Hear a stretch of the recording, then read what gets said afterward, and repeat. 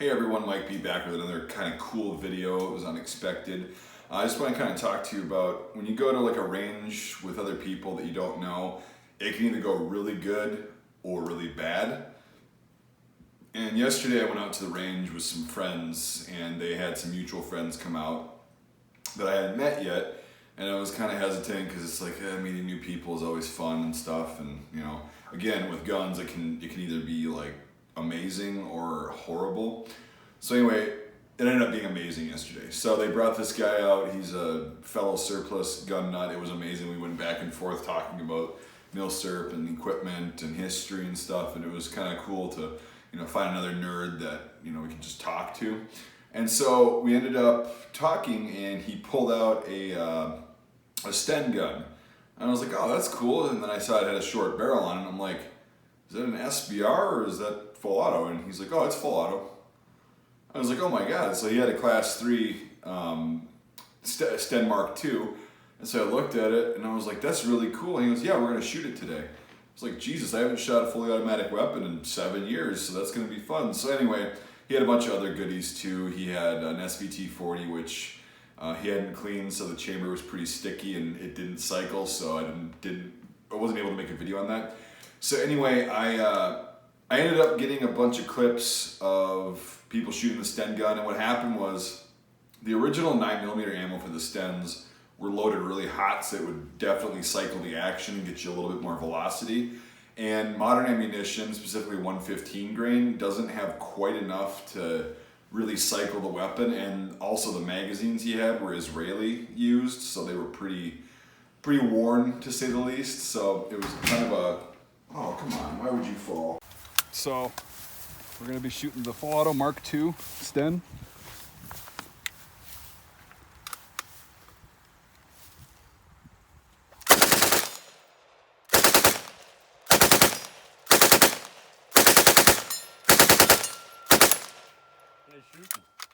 Thanks.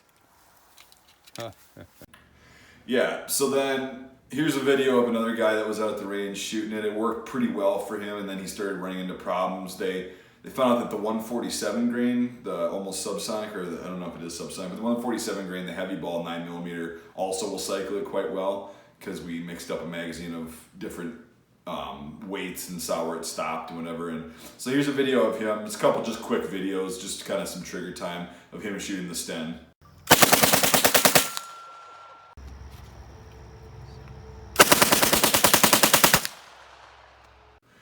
So on top of all that, the Sten gun, a bunch of other stuff, we had a K98 and some fun, ARs and whatever. It was just a fun day of slinging lead, so I didn't get a lot of videos because I was too busy doing that. But also he had a semi-automatic Browning 1919 A6, another Israeli gun that was brought back or sold, that came back into the country, and then he put a semi-automatic side plate on it, so it's legal.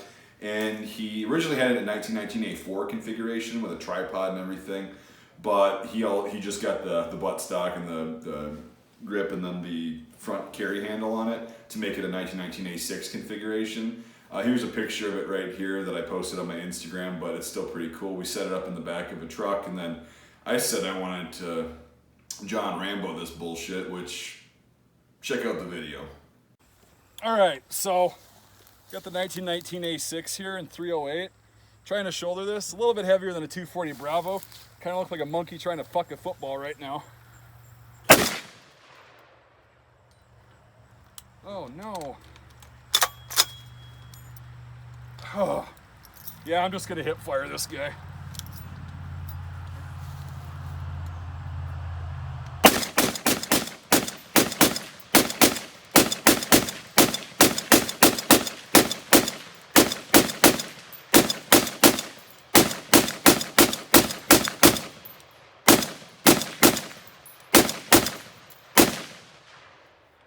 So anyway, you see how well that works as like a BAR or a SAW, kind of configuration. That was the idea behind the A6 was, oh, we're gonna give firepower, so you don't have to use a tripod or whatever, it's gonna be mobile. Kind of like the MG 0815 kind of was in World War I, except this was Americans that did that. Make it more mobile, it just turns into a heavy chunk of shit that nobody wants to carry. The thing weighs almost 50 pounds, and it's pretty cumbersome, it's really awkward.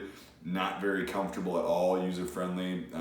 Pretty sure people were glad that the 1919 A6 was retired and that the M60 became the general purpose machine gun. So cool in theory, not really practical, fun as hell to shoot. Oh, I forgot to mention, it's if you didn't see in the video, it's a 308 conversion because it's Israeli, so ammo's a little bit more affordable. 30-06 can get expensive. Anyway, a little bit less recoil, but still fun as hell to shoot. The 1919 links work great. So anyway, just a short little video on kind of what I did yesterday. It's fun, so if you get the chance, I know it's kind of difficult meeting new people in the gun community because it's a crapshoot where it's going to go. But once in a while it pays off and it's really fun, and mutual friends are really cool and you have a great time. So yeah, I hope you enjoyed this. Hopefully in the future I'll actually be able to go back and meet up with this gentleman and get a video made on the Sten itself, and then maybe do some tactical fire with it. That would be interesting. Very controllable. I like the Sten a lot. The A6, the 1919 A6, not a fan of. It's badass because he's got one. I'd rather just sit there on a tripod and shoot targets all day. But as far as the way it was designed, So anyway, I hope you enjoyed watching, everybody. If you consider supporting the channel, that would be amazing. It really helps, actually allow range days like this to happen, and travel expenses, ammunition, because we burned a lot of lead yesterday. But yeah, if you consider doing that, links are in the description for all those different ways and avenues of approach you can do that. I really appreciate you watching. Make sure you subscribe if you haven't already. I know I'm pretty redundant saying that if you want to subscribe you will, but I'm just reminding you in case you kind of zoned out and go, oh, that's pretty cool, next video. So make sure you hit that subscribe button before you do that. And yeah, let me know what you think in the comments. Hopefully we've got some cool stuff lined up in the future with this new kind of person that I met yesterday. So yeah, here's to hoping. Thanks for watching, everybody. We'll see you next time.